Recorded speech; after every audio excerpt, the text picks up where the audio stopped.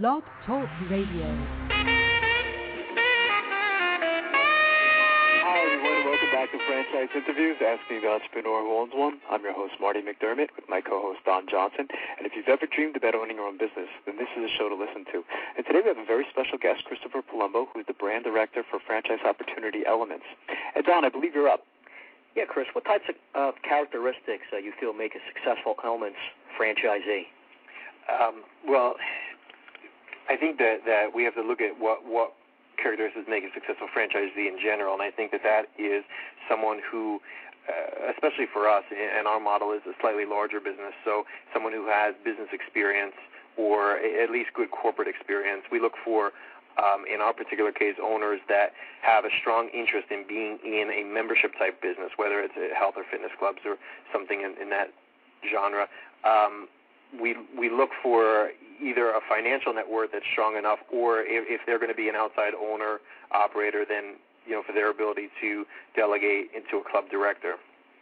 I think overall we look for someone who is looking for a strong brand, who likes the idea of following a business-in-a-box model where everything is handed to them, and overall is someone who is going to add value to the whole system. Right. That's interesting. I mean, that's what I guess a lot of franchisors, look for, of course. And like you mentioned before, the passion and right. But just to be clear, Chris, you want the owner operator.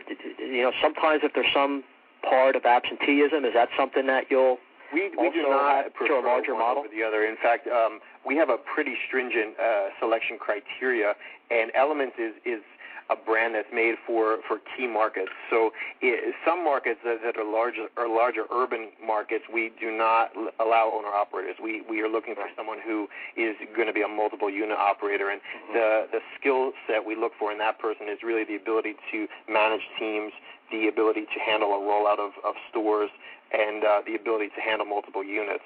In a smaller market, it might be more appropriate for an owner-operator, someone who actually physically wants to work in their club. But I wouldn't say there's a typical one or the other. I think it varies for us market to market. Right, but you don't. It's a plus if they have some experience in the industry, but you're more looking for someone's maybe owned a business before, has corporate experience, or someone's had a lot of business experience in general. Is really your target type of person you're looking for. Yeah, sure. I think it's much more difficult to teach good business to someone than it is to teach the fitness industry. So who understands good business. And who understands how to hire well or motivate their team. And the rest of what we do can easily be.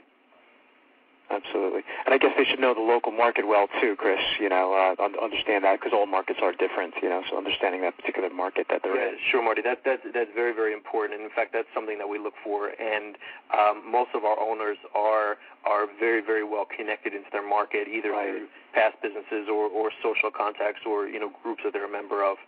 Right. You guys have expanded internationally too, Chris. I've been seeing you looking towards different countries as well. Or Yes. And in fact, one of the strategic reasons for opening our headquarters in Miami was to help to spearhead the Latin American expansion. So we, this year we'll be aggressively looking to do launches in several countries in South America and Central America, but also have expanded into India and are working on the European expansion right now. When I was reading about you, Chris, you kind of like you have a McDonald's philosophy, think globally but acting locally, which I thought was very clever. Yeah, I think it's important because the brand will translate, when you're speaking about international growth, your brand needs to translate culturally as well. Right. And what is, the ideal of health and fitness in America is not necessarily the same as what it is in, Japan or what it is in India. So we work very hard with our local master franchisee. That will be the idea here, to translate culturally the concept of what it is to be a leading lifestyle brand for women. That's great. It sounds like, Chris, you might be doing some traveling in the company. Yeah, good thing I enjoy it, right? Absolutely. Yeah.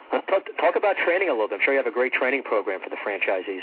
Yeah, we do, and it's an ongoing program. It begins the day that someone's ready to get started. We're very hands-on, and we limit the number of franchisees so that we're able to be. So a franchisee would be assigned with Elements their own personal business coach, and the first item they would receive from us is a workbook that is 20 pages, and it really goes step by step about how to go this process of getting a business open. So, we walk through the franchisee with the site selection process, with helping them align with local contacts to do that. We actually do the physical design of all the clubs here at our corporate offices, so the owner can tailor, of course, the look of the club for the local market, but everything is very, very well branded, and we're able to save franchisees quite a bit of time and more importantly, money in terms of the design, because the materials and really the look and the concept has all been mastered already. Right. And you're dealing with boutique style and upscale style clubs, the cost can go very high. So we really make sure that we set a budget and stay on the budget and are able to deliver something that looks expensive but doesn't necessarily need to cost hundreds of thousands of dollars to build. So I think it's very important to get a store to success quickly. Yeah, I think that's a great idea. Aligning them early on with another franchisee. Right. To just find out everything what the business is all about. And it's actually a business coach is someone from corporate. Okay. So it's a corporate trainer that they get, and they do a weekly call-in, and then we do. They would, of course, come to Miami, and it's a 4-day training on concept, on branding, and on sales and marketing, and then we plug them back into an every other week training that we do via the phone and web. And then when someone's closer to their actual build-out, we would go on site and help them to get started with their pre-sale. In a health club, you actually open before the club initially opens, so you do a preview center and a pre-sale. So we go on site for that. Right. I understand you guys even teach how to market to women, Chris, because, it is a different animal, so you can cite, especially your market, more upscale kind of women as well. So I guess that's important. Our teaching is so comprehensive. It goes into there's an internal website that we maintain for our club personnel, for our club managers, and for the owners. And there's 600 different chapters of education that are very, very specific, not only how to market to women, but it goes into different market segments. It goes into if you're in an urban or suburban market. It goes into the times of year. So, you can say, how to market to urban women in December. So it gets very, very specific on best practices. There's quite a bit of time we spend on focusing on rookie mistakes. Our team has years and years of industry experience. We really have very fortunate to have some leaders from the fitness industry on our direct team. So we always compile mistakes that we've seen health club owners make from every brand, and we do that as a teaching exercise to hopefully avoid any elements owner from making those mistakes, which can cost a lot in terms of time or frustration. And really that in a nutshell is what franchising is all about. Right, a business in a box, which is what you guys have set up, Chris. It's fantastic. It's nice. It's nice to be able to add value, and it's also nice to be able to eliminate. I know the first time I was in business, I spent a lot of money in a lot of places that I didn't realize till after the fact, I didn't need to do that. So it wasn't until my second or third club that I realized, there was tens of thousands of dollars, because it adds up. It adds up quickly. Oh, yeah. So, we feel good about the value that we provide and the service and support. Certainly there's enough there. It seems like a franchisee is going to come out of that with full confidence, ready to begin the business. So it sounds like you're doing a great job. Yeah, and even, if somebody is new to the business and they're going to be an owner-operator, we have a network of sales consultants that we can plug in that can actually physically be at their location for the first 30, 60, or 90 days that they can do as an add-on. So it's really important to us that somebody has the full confidence to be able to get out there and have a successful club. Right. What's a typical day like, Chris, for an Elements franchisee? A franchisee would normally spend their day, it really depends on if they're an owner-operator or if they're an outside owner, but normally our owners will spend their day on a couple of key things. They would work on member retention, on helping to foster the relationships between the key members. They would work on outside accounts, on business accounts, maybe going to the local spas or hair salons to let them know about Elements. We usually do a monthly event, like an open house at the club, so there's some planning that would need to be done for that.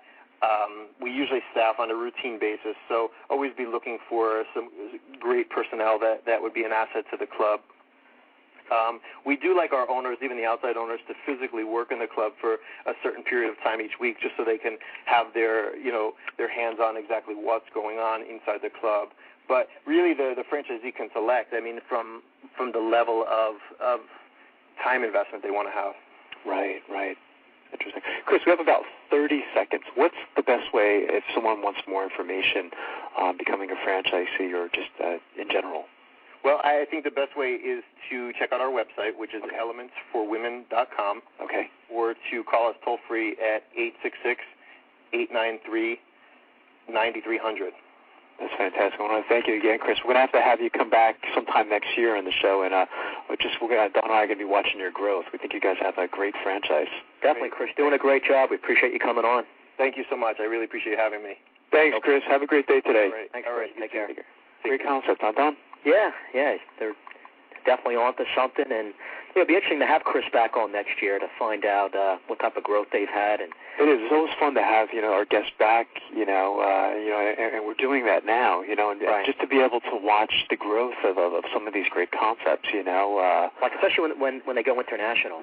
Oh, absolutely, yeah. And again, I mentioned that they're thinking globally but acting locally. And I guess I wish I could have had Chris back to answer the question. They're how big they plan to get. I mean, I see this type of franchise in like a lot of the major cities, like your Chicago's, your Manhattans, and places like that. So, but great concept, So. We did a great job, Don. Today. It's good to be back. No more vacations for a while. It's a struggle coming back. But go to the website franchiseinterviews.com, and what else do we have? EasySBA.com. And franchisefunding.net. Franchisefunding.net. Get pre-qualified, and Marty, have a great day. You too, Don. And next week we have Mr. Ron MacArthur from WSI. Speaking of having a franchisee back, we had him on the show last year. So he was one of our first few shows. He was, So it's going to be fantastic. So I'll talk to you next week, Don. Okay. Have a great day. Bye-bye. Bye-bye.